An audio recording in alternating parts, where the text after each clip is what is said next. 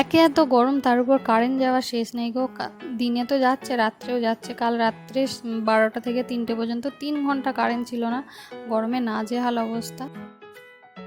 গরম যতই বাড়ুক, শরীরটাকে তো ঠিক রাখতে হবে, তাই সকালবেলায় আজকে একটু ডিটক্স ওয়াটার বানিয়ে নিলাম। তেমন কিছুই নেই, শুধু শসা, লেবু আর গোলমরিচ দিয়ে একটু বানিয়ে রেখে দিলাম। সারাদিন আজকে এটা খেয়ে নেবো জল পাল্টে পাল্টে।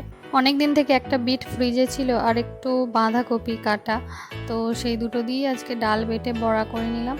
তো ওইগুলো দিয়ে বড়া করেছিলাম, আর শুধু ডালের বড়া একটু করেছিলাম তরকারি করব বলে। মাছ, ডালের বড়া, ঝিঙে আর আলু দিয়ে তরকারি।